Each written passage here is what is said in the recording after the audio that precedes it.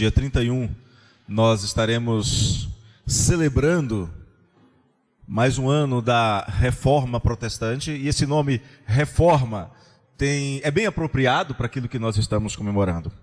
Segundo livro das Crônicas, capítulo 34, versos de 1 a 21. Peço aos amados que acompanhem essa leitura. Tinha Josias 8 anos de idade quando começou a reinar, e reinou 31 anos em Jerusalém. Fez o que era reto perante o Senhor, andou em todo o caminho de Davi seu pai, e não se desviou nem para a direita nem para a esquerda. Porque no 8º ano do seu reinado, sendo ainda moço, começou a buscar o Deus de Davi seu pai. E no 12º ano, começou a purificar a Judá e a Jerusalém dos altos, dos postes de ídolos e das imagens de escultura e de fundição. Na presença dele derribaram os altares dos Baalins, ele despedaçou os altares do incenso que estavam acima deles, os postes de ídolos e as imagens de escultura e de fundição, quebrou-os, reduziu-os a pó e os aspergiu sobre as sepulturas dos que lhe tinham sacrificado. Os ossos dos sacerdotes queimou sobre os seus altares e purificou a Judá e a Jerusalém. O mesmo fez nas cidades de Manassés, de Efraim, de Simeão, até Naftali, por todos os lados, no meio das suas ruínas. Tendo derribado os altares, os postes ídolos e as imagens de escultura, até reduzi-las a pó, e tendo despedaçado todos os altares do incenso em toda a terra de Israel, então voltou para Jerusalém. No 18º ano do seu reinado, havendo já purificado a terra e a casa, enviou a Safã, filho de Azalias, a Maacéias, governador da cidade, e a Joã, filho de Joacás, cronista, para repararem a casa do Senhor, seu Deus. Foram a Ilquias, sumo sacerdote, e entregaram o dinheiro que se tinha trazido à casa de Deus, e que os levitas, guardas da porta, tinham ajuntado, dinheiro provindo das mãos de Manassés, de Efraim e de todo o resto de Israel, como também de todo Judá e Benjamim e dos habitantes de Jerusalém. Eles o entregaram aos que dirigiam a obra e tinham a seu cargo a casa do Senhor, para que pagassem aqueles que faziam a obra, trabalhadores na casa do Senhor, para repararem e restaurarem a casa. Deram-nos aos carpinteiros e aos edificadores para comprarem pedras lavradas e madeiras para as junturas e para servirem de vigas para as casas que os reis de Judá deixaram cair em ruína. Os homens procederam fielmente na obra, e os superintendentes deles eram Jaate e Obadias, levitas, dos filhos de Merari, como também Zacarias e Mesulão, dos filhos dos coatitas, para superintenderem a obra. Todos os levitas, peritos em instrumentos músicos, eram superintendentes dos carregadores e dirigiam a todos os que faziam a obra em qualquer sorte de trabalho. Outros levitas eram escrivães, oficiais e porteiros. Quando se tirava o dinheiro que se havia trazido à casa do Senhor, Ilquias, o sacerdote, achou o livro da lei do Senhor, dado por intermédio de Moisés. Então disse Ilquias ao escrivão Safã: achei o livro da lei na casa do Senhor.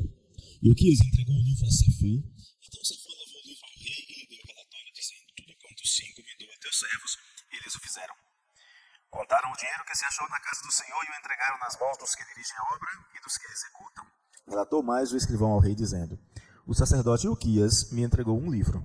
Safã leu nele diante do rei. Tendo o rei ouvido as palavras da lei, rasgou as suas vestes, ordenou o rei a Ilquias, a Aicão, filho de Safã, a Abidom, filho de Mica, a Safã, o escrivão, e a Asaías, servo do rei, dizendo: ide e consultai o Senhor por mim pelos restantes em Israel e Judá acerca das palavras deste livro que se achou. Porque grande é o furor do Senhor que se derramou sobre nós, porquanto nossos pais não guardaram as palavras do Senhor para fazerem tudo o que está escrito neste livro. Senhor, nós lemos a Tua palavra, que nos traz o relato de um momento importante na história do Teu povo no passado, e que tem reflexos e talvez semelhanças com a história do Teu povo no presente. Pedimos que o Senhor nos faça entender um pouco sobre isso. Em nome de Jesus. Amém. Queridos, parece não ter muita relação com a reforma protestante. Um jovem, na verdade, menos que um jovem, uma criança de 8 anos de idade, chamado Josias, assume o trono de Israel. Josias tinha uma certa lembrança do que havia visto o seu avô fazer. O avô de Josias era ninguém menos do que Manassés, um dos piores reis que Israel teve durante um tempo. Chegou a sacrificar os seus filhos, passar os seus filhos ao fogo, em sacrifício a uma divindade pagã. Mas Manassés teve tempo de converter-se ao Senhor, e o final do seu reinado foi um reinado exemplar. Manassés foi morto pelo próprio filho, pai de Josias. Josias teve tempo de ver alguma coisa do último período do reinado de Manassés. Tinha uma vaga lembrança do que significava servir ao Senhor. De repente ele assume o trono e diz: eu quero ser como meu avô e não como meu pai. Eu quero seguir o exemplo da geração anterior, porque a geração do meu pai não foi a melhor. E ele começa a servir ao Senhor, a buscar o Senhor. Com mais 12 anos de reinado, ele começa a limpar Israel da idolatria. Idolatria que havia entrado em Israel desde os dias de Salomão. Salomão trouxe aquela multidão de mulheres estrangeiras e para elas ele construiu altares para elas continuarem na terra de Israel adorando os deuses pagãos. E depois deles vieram outros como Acabe e Jezabel, terríveis. Enfim, a história pregressa de Israel não era das melhores. O povo de Deus tem uma tendência de errar e errar bastante, e insistir no erro. E de tempos em tempos, olha, nos dias dos juízes, Deus mandava eventualmente um juiz para trazer o povo de volta à lei, e o povo errava de novo. Assim também foi nos dias dos reis. E esse jovem então sabe que altares pagãos, postes ídolos, tudo isso tem que ser destruído. O Senhor não quer isso. Ele tem isso na memória dos dias de Manassés. E começa então a limpar Israel dessas coisas. E começa a fazer uma limpeza no país inteiro. Depois de ter limpado todo o território, ele falou assim: agora eu vou cuidar de Jerusalém. E esse processo de limpeza durou 6 anos. Às vezes nós queremos que a igreja mude de uma hora para outra, de um dia para o outro, né? 6 anos ele fez esse processo de limpeza no entorno de Jerusalém. Ele falou: agora é a vez de Jerusalém. De Jerusalém, então, para Jerusalém, então, ele traz ofertas que foram dadas pelas diversas províncias. Entrega esse dinheiro a cargo de pessoas escolhidas e consideradas fiéis, e essas pessoas pegam esse dinheiro e levam para o templo. Havia uma sala, não era um cofrezinho, havia uma sala dedicada a guardar as ofertas. E esse dinheiro vai sendo colocado ali. E a obra começa, e precisa comprar pedras, e precisa comprar madeira, e precisa pagar o dia a dia dos artesãos. E eles começam então a tirar o dinheiro que havia sido colocado ali. E depois de um certo tempo, alguém descobre um rolo lá enterrado pelo dinheiro. E pegam esse rolo e, considerando algo importante, leva a Ilquias, sacerdote, escriba. Ilquias pega aquilo e diz: é importante, leva para o rei. E é lido diante do rei. 18 anos depois de Josias começar a reinar. Já não era mais uma criança, já não era mais um adolescente, era um jovenzinho de 26 anos de idade. E quando ele lê aquilo, ele diz assim: é hora da gente consultar o Senhor, porque a gente tem feito coisa muito errada. Foi necessário que o livro da lei fosse redescoberto. E olha, estava no templo, o livro estava no templo, estava guardado no lugar mais seguro, mais protegido, né? Estava junto com coisas extremamente preciosas e úteis, dinheiro, tesouros, mas estava soterrado, esquecido. E muitas vezes isso acontece conosco também. A reforma de Josias só iniciou quando a palavra do Senhor foi trazida à plena luz. Às vezes nós precisamos, como igreja, observar isso também. Podemos estar enterrando a palavra de Deus sobre os nossos costumes. A Fran falou aqui agora há pouco sobre o Halloween. Eu já tenho falado muitas e muitas vezes sobre, por exemplo, as festas juninas. Quantos professores cristãos, membros de igrejas evangélicas, participam e organizam esse tipo de festa nas escolas, dizendo: faz parte do calendário escolar. Não, não faz. Você pode dizer: eu não vou participar. Pastor, eu posso sofrer represália. Pode não, é só você alegar questão de consciência e fé. Você não é obrigado a fazer. Inclusive, você pode até faltar nesse dia sem perder ponto, sem perder salário. Mas, politicamente corretos, mas querendo fazer média com diretoria, com quem não está nem aí para a sua vida espiritual, você vai e faz. Soterra a palavra de Deus sobre os costumes, sobre os tesouros do seu tempo. Pastor, o que isso tem a ver com a reforma protestante? Por que a reforma protestante foi necessária? Por um motivo muito simples. A palavra do Senhor foi sendo devagarzinho soterrada pelos costumes do tempo. Alguns, talvez vocês já tenham lido um livro cheio de dados históricos, mal usados em sua maioria, reinterpretados para defender uma teologia bastante equivocada. Antigamente o nome do livro era O Grande Conflito, acho que agora é O Conflito dos Séculos. Ellen G. White. Ela costuma dizer, ela diz nesse livro, que os desvios da igreja cristã começam a ocorrer depois de Constantino. O paganismo entra na igreja com Constantino. Não. Por exemplo, veja só como é que a palavra de Deus foi sendo soterrada pelos costumes do seu tempo.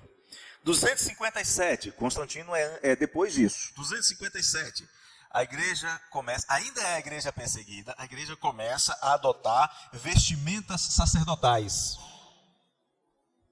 Não foi Constantino que deu vestes sacerdotais para os pastores. 70, 80 anos antes.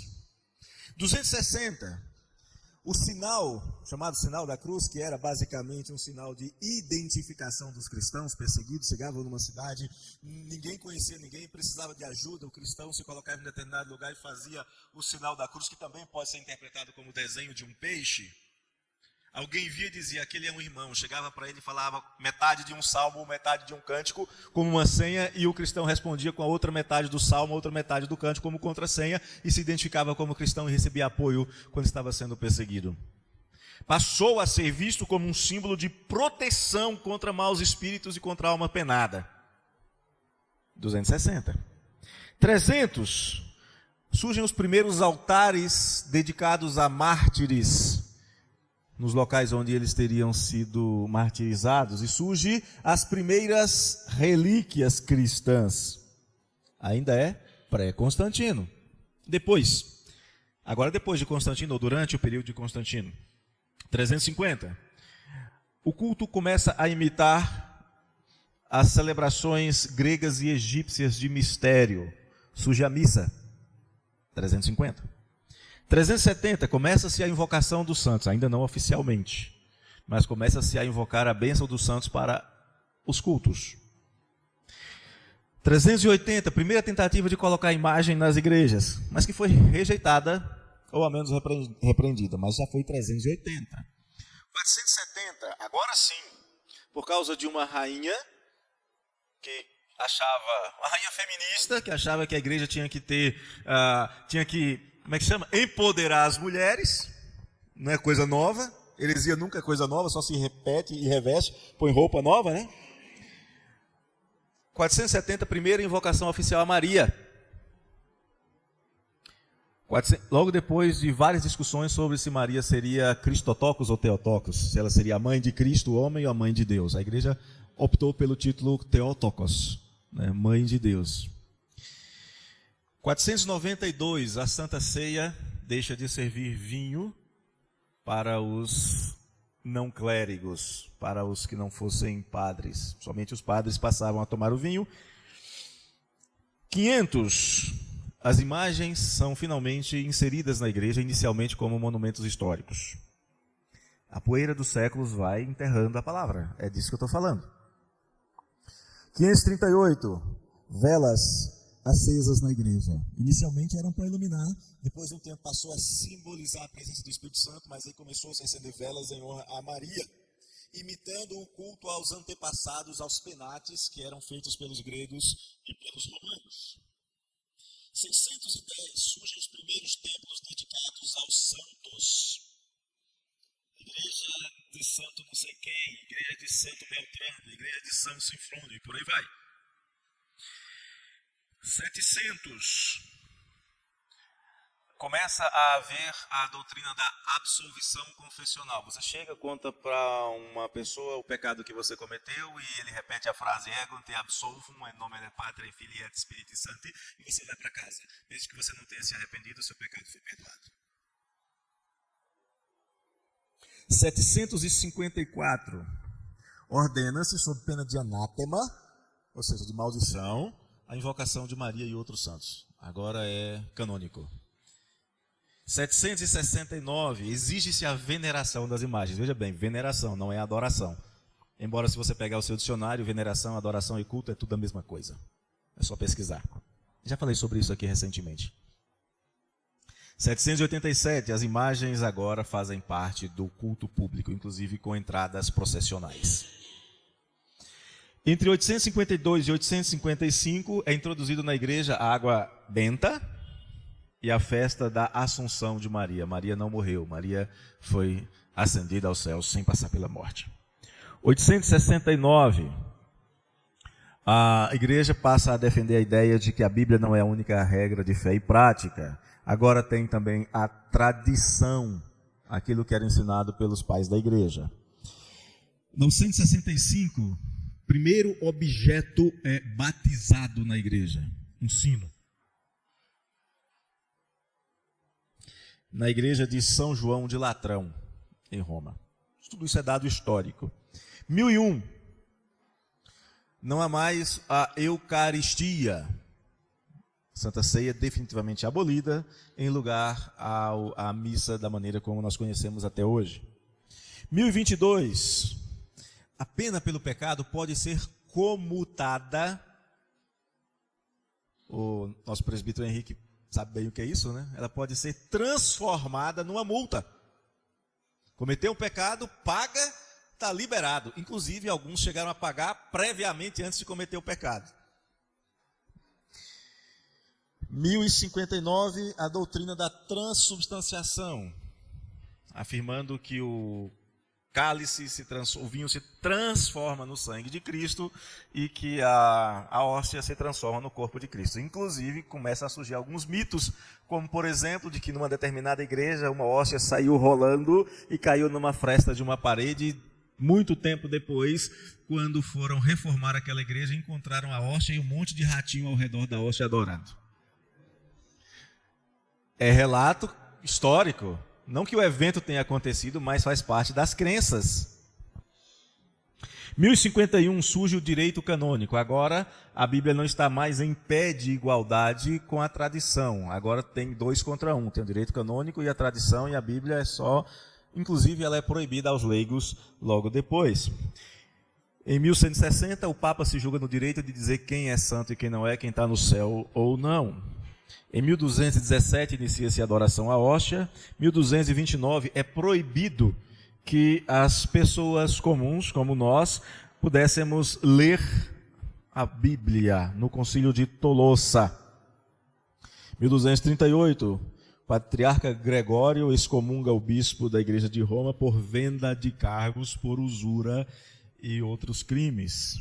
1478, Inquisição. 1546, agora finalmente a tradição é elevada acima das escrituras. Isso é história. Veja como foi devagarzinho, foi colocando poeira sobre poeira, né?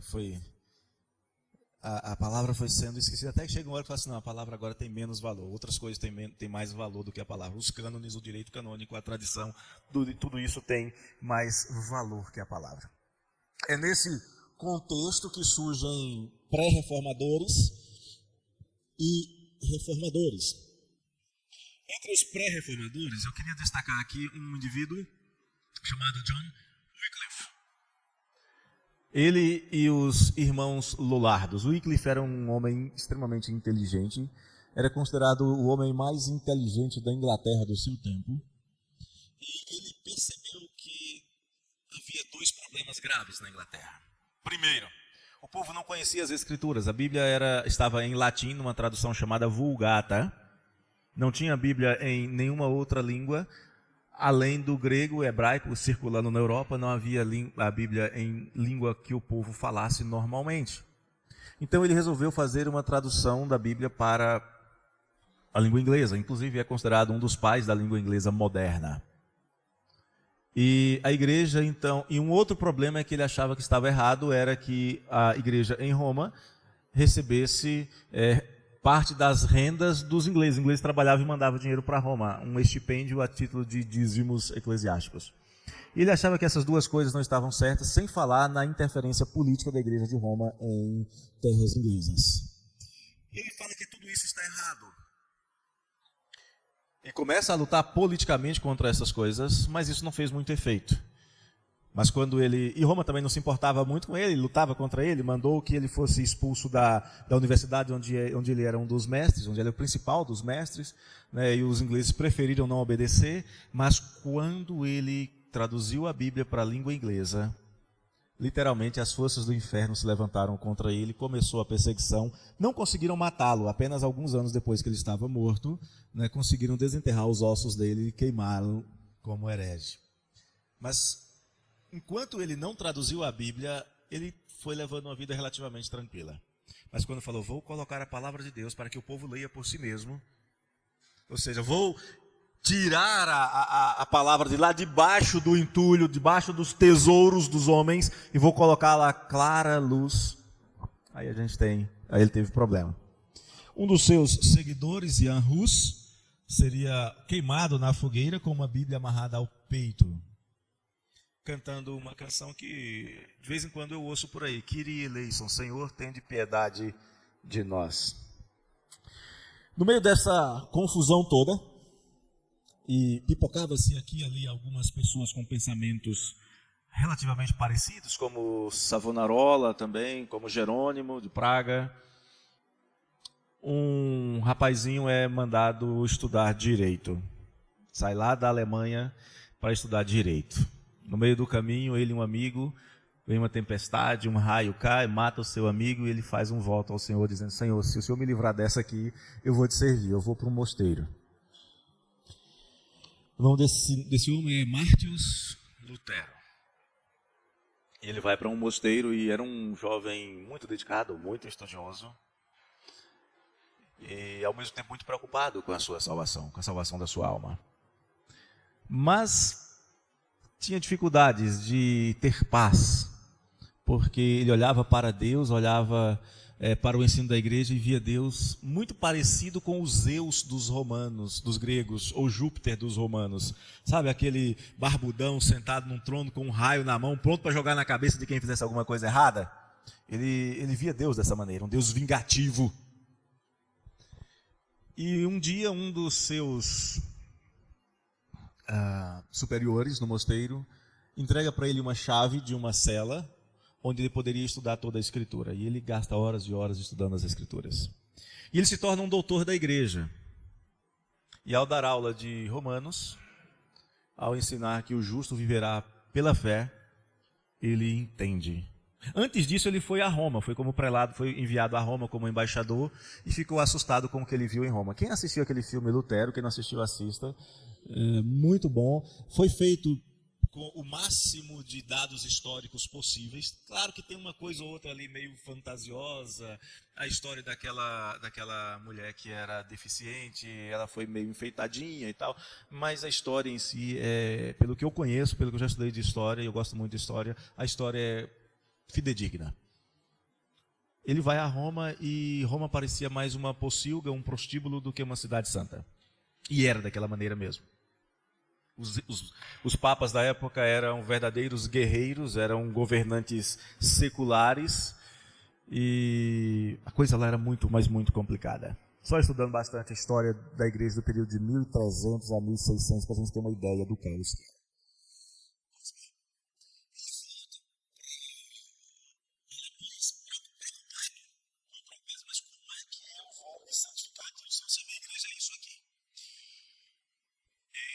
Estudando e continua lecionando, e era curioso que dados históricos mostram que quando ele fazia suas palestras abertas, as salas de aulas, as outras salas da universidade ficavam vazias. Não havia lugar suficiente, tanto que ele, de vez em quando, ele dava suas palestras, não numa sala de aula, mas dentro da própria catedral. E em um determinado momento, o papado faz um acordo com alguns banqueiros para construir uma igreja em Roma. E o acordo era o seguinte: quanto vocês conseguirem cobrar de indulgências, aquela venda de perdão que eu mencionei lá atrás, é de vocês, desde que vocês financiem a construção da igreja. E tal acordo foi feito. Roma envia um emissário para a Alemanha e esse emissário começa a pregar as indulgências, a apregoar as indulgências para tirar dinheiro do povo. E chegava a afirmar que, mesmo que a pessoa cuspisse no próprio rosto de Cristo, se ele comprasse as indulgências, ele teria os seus pecados perdoados. Começa a dizer, inclusive, que era possível que uma pessoa comprasse as indulgências plenárias, ou seja, todos os pecados perdoados, e matasse o próprio pai e a própria mãe, que ainda assim seria perdoado. O resultado é que Lutero se revolta contra isso e desafia Johann Tetzel para um debate público que Tetzel recusa, dizendo que não tinha obrigação era representante papal, ele não tinha obrigação alguma de discutir com nenhum padrezinho de periferia. Lutero então pega uma folha de papel, um tinteiro e uma pena e escreve as famosas teses. Quantas? 95 teses. E ele prega na porta do castelo, na entrada do castelo, convocando as pessoas para irem para o debate. Essas 95 teses logo são arrancadas. Aquilo que eu tinha colocado lá, alguém arranca da parede, da porta, e faz cópia. Lembra, a imprensa já tinha sido inventada alguns anos antes por Johannes Gutenberg. E faz cópia e começa a divulgar aquilo, e aquilo começa a circular não apenas ali por Wittenberg, se espalha por toda a Alemanha. Pronto. Explodiu a reforma protestante. E um processo que na vida dele durou, de novo, a gente às vezes quer reforma rápida, né? Quer que semana que vem os problemas da igreja estejam resolvidos. Ele leu a Epístola aos Romanos em 1512. A reforma vai eclodir, as 95 teses surgem em 1517. Reforma como movimento vai crescer a partir de 1521. Então, tem tempo. Às vezes, coisas que precisam durar, coisas bem feitas, precisam de tempo. E eles começam, então, a trabalhar com aquilo que foi mencionado mais cedo, os 5 solas da reforma. Sola fide, ou seja, a salvação do cristão. E ele entendeu que a salvação dele só poderia ser obtida pela confiança, pela fé em Cristo Jesus e somente em Cristo Jesus. Esquecendo todos os santos, esquecendo todos os ritos, esquecendo indulgências, esquecendo rituais, missa, somente pela fé. Sola gratia. A salvação não era algo que era obtido por algo que ele fizesse, por algo que ele pagasse, por penitência, mas era graça, era presente dado por Deus. Depois, o terceiro ponto era sola scriptura. Não aos cânones, não ao direito canônico, não à tradição, mas somente a escritura deveria ser seguida. Além disso, sola fide, sola gratia, sola escritura, solos Christus, sem anjos, sem santo, sem papa, somente Cristo. E finalmente só lhe deu glória, toda glória seja dada somente a Deus. A adoração, a veneração, o culto somente a Deus e a mais ninguém. São esses os 5 pontos da reforma. E alguns de vez em quando assim, não, vocês cristãos protestantes seguiram aquele monge rebelde lá em 1517, não parou com ele, nós sabemos disso, depois dele veio Beza, veio Melanchthon, veio Calvino, veio Zwinglio, vieram vários outros que prosseguiram esta obra. E interessante que o que começou ali em Wittenberg, na Alemanha, ao mesmo tempo já estava pipocando em outros lugares. Então começa a surgir vários focos da reforma protestante. E muitos dizem assim, vocês cristãos protestantes começaram em 1517, a nossa igreja é mais antiga. Vocês percebem que eu fiz questão de mostrar o desvio da igreja cristã e chamei de igreja cristã? Porque era a igreja de Cristo, uma igreja que se encheu de impurezas, uma igreja que foi trazendo o lixo, a escória, a podridão do paganismo para dentro. Muito parecido com o que a gente vê hoje em muitas situações. Não vamos entrar em detalhes aqui, talvez se fosse uma palestra de 2, 3 horas a gente pudesse falar. Mas o fato é que era a igreja de Cristo, com algumas subdivisões. Havia uma igreja separada da igreja romana no Egito, a igreja copta, havia uma igreja lá na Etiópia, havia, a partir do século século XII, a igreja romana se separou da igreja ortodoxa, enfim, século XI, na verdade, 1054. Mas era a igreja cristã, era a igreja que existia. Não, se a gente estivesse lá, a gente pertenceria a uma dessas igrejas. Muito provavelmente, até sem questionar. Como talvez a gente esteja presente na igreja hoje, sem questionar o que acontece na igreja. Sem questionar os desvios que acontecem nas igrejas. Muita gente está dentro da igreja, cresce dentro da igreja, ou se começa a frequentar a igreja e aceita ela do jeito que é, sem verificar a sua biblicidade. Por isso que os bereanos são chamados de mais nobres por Paulo, porque eles questionavam tudo que lhes era dito à luz das Escrituras. Mas é dito assim, vocês inventaram esse negócio. Se eu disser para vocês que nós não inventamos nada, que os 5 solas da reforma já estavam presentes lá no começo de todas as coisas. Lembra que eu falei na reunião dos homens? Se alguma coisa está errada, o que a gente faz? Volta lá no começo. Se eu disser para vocês que os 5 solas da reforma já estavam presentes em Gênesis, no capítulo 1, 2 e 3. Vocês aceitam essa afirmação? Vamos lá. Princípio da sola escritura, presente em Gênesis de 1 a 3.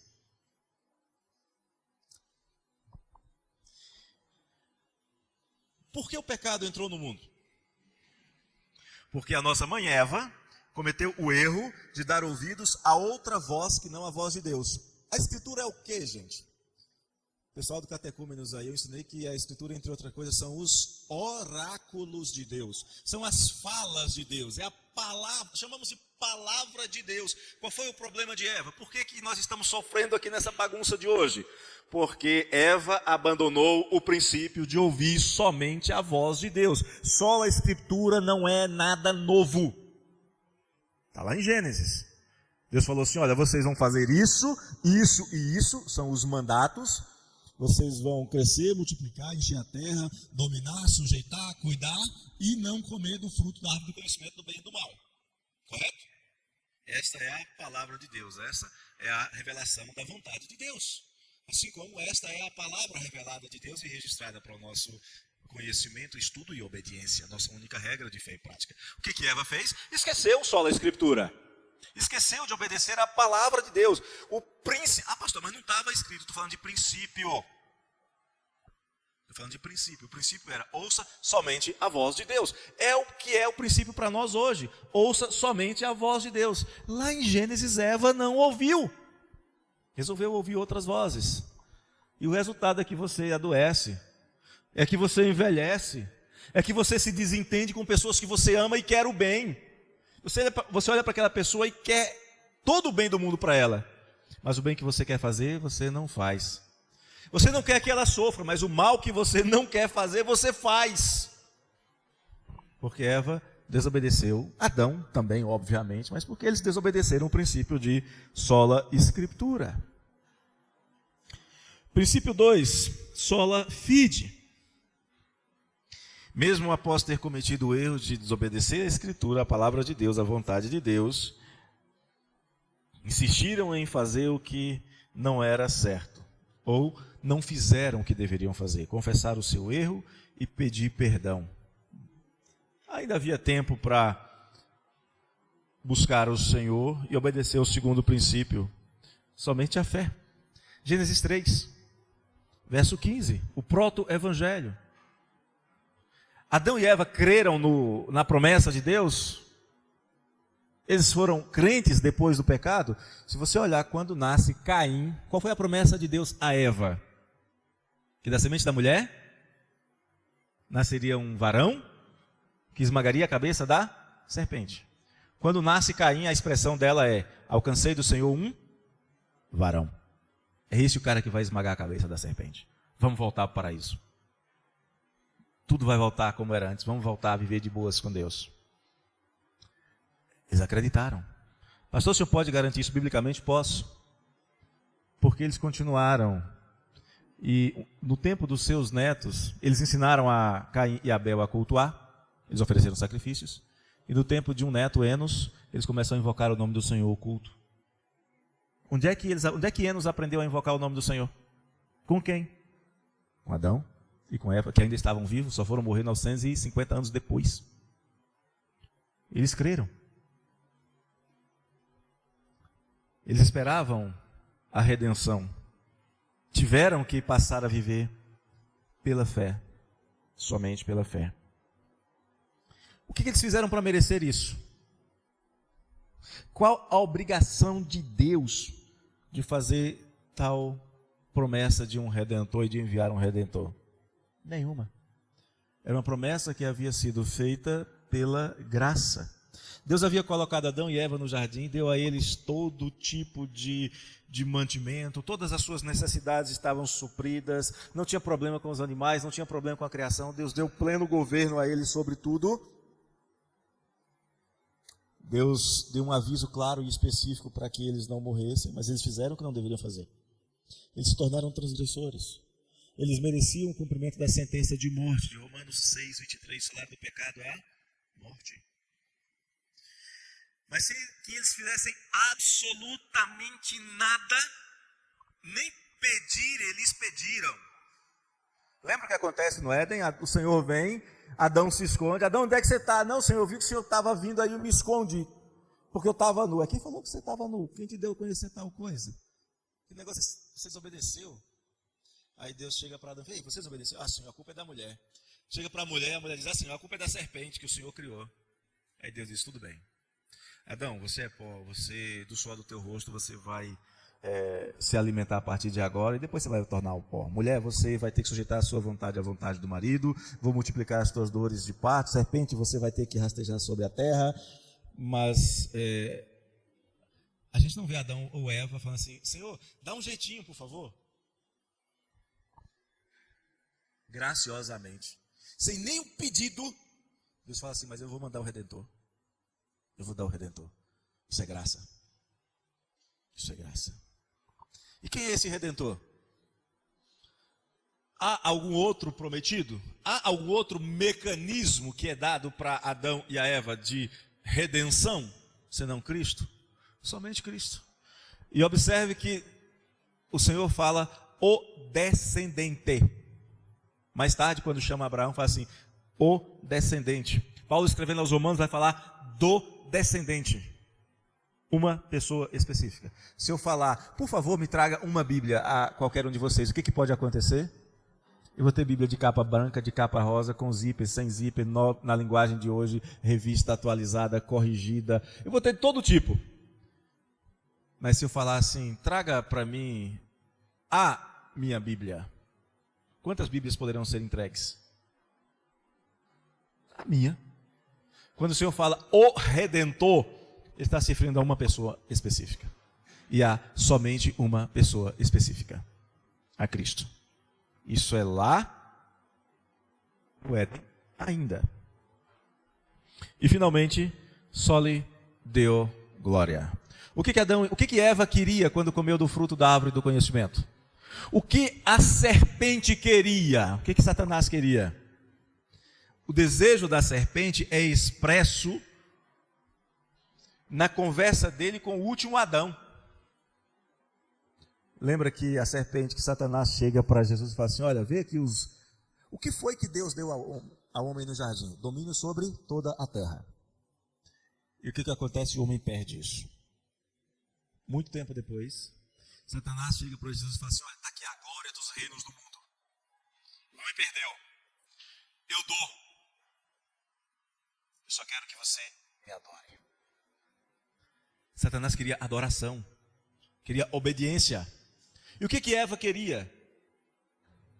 Qual foi a promessa da serpente para Eva? No dia que você comer, você será como Deus.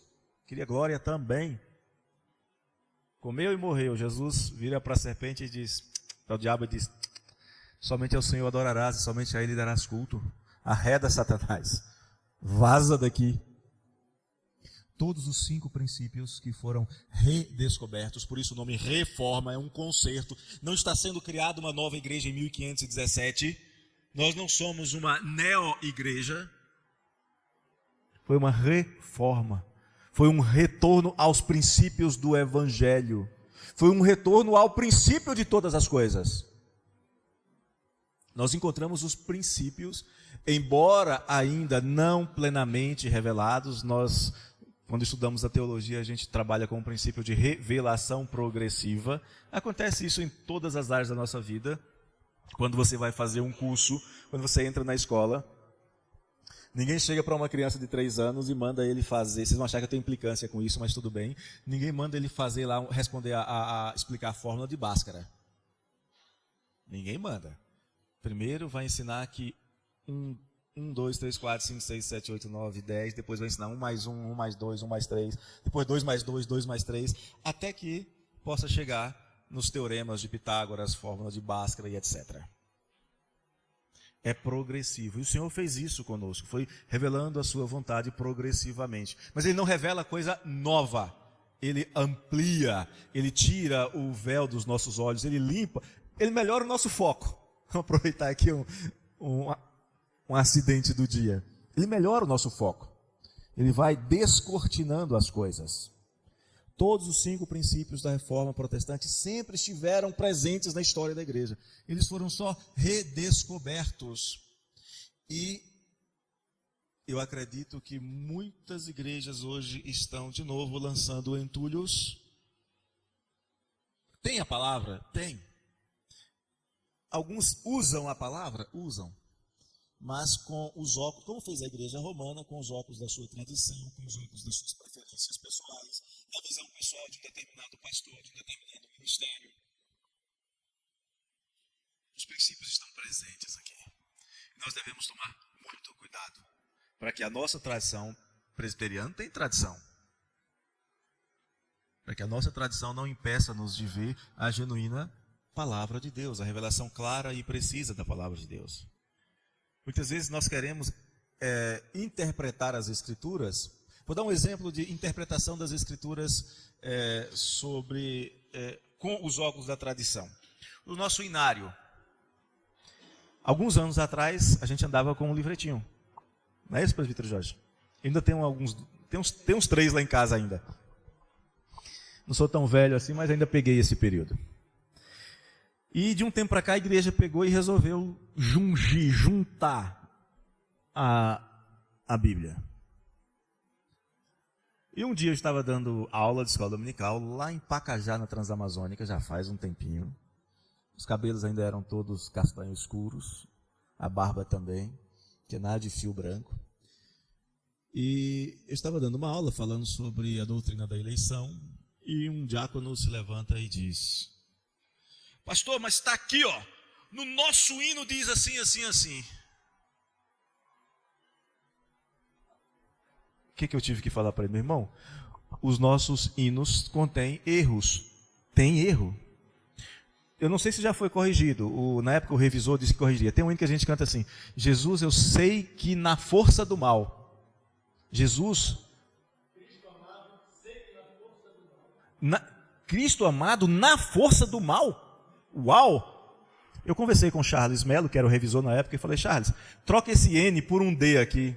Cristo amado, eu sei que da força do mal sempre poderá livrar-me. Da força do mal, ele nos diz, mas na força do mal? Então, veja só, tradição. O irmão, tivemos a oportunidade de conversar, e eu expliquei que... A gente está falando sobre salvação de crianças na época.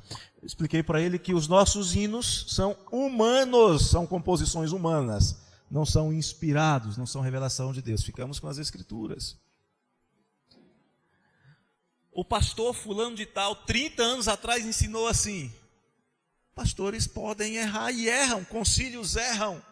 O nosso Supremo Concílio volta e meia, toma uma decisão, volta atrás, conserta, reconserta. Às vezes pega uma coisa que estava ruim e piora. Aconteceu na última reunião do Supremo Concílio. Já tinha uma decisão ruim e piorou. Trouxe mais problema do que solução. Concílios erram. Aí a igreja havia colocado a tradição e o direito canônico. Nós temos a nossa Constituição, as decisões do Supremo Concílio, os nossos hinos, aquilo que tem sido ensinado para a gente ao longo dos anos, que a gente às vezes precisa dar uma revisada e falar: opa, isso aqui precisa ser melhor compreendido. Mas o que nós não podemos abrir mão é dos princípios revelados na palavra de Deus. E os 5 solas da Reforma Protestante, eles podem ser encontrados espalhados por toda a Escritura. Eles não inventaram absolutamente nada. E por que, pastor, eles criaram esse negócio de 5 solas? Para ficar mais fácil para você lembrar, meu irmão. 1, 2, 3, 4, 5. Os nossos sermões, tradicionalmente, sermão presbiteriano, embora de vez em quando eu fuja essa regra, é introdução, ponto 1, ponto 2, ponto 3, conclusão. Para ficar mais fácil para você lembrar. Mas que eles estavam presentes, lá estavam. Mostrei para vocês que já estavam presentes em Gênesis no capítulo 1, 2 e 3. Antes do homem ser exposto ao paraíso. Todos os 5 princípios estavam lá. Então, quando você tiver com problema, tiver com dúvida sobre como interpretar a palavra de Deus, o que fazer para a sua vida, volta lá no começo. Veja se as suas decisões vão glorificar a Deus. Veja se nas suas decisões quem está influenciando você é Cristo como Senhor ou é o mundo que te cerca. Veja se o seu planejamento é feito pela fé, confiando que Deus vai te abençoar, ou você está confiando em circunstância, dinheiro, amigos, instituições e etc. Veja se você está fazendo barganhando a sua fé, buscando benefícios, ao invés de se lembrar que a sua própria vida, você só está de pé por causa da graça de Deus. Veja se o que está orientando a sua vida são constituições, decretos, leis, regulamentos, preferências, ou se é a palavra de Deus.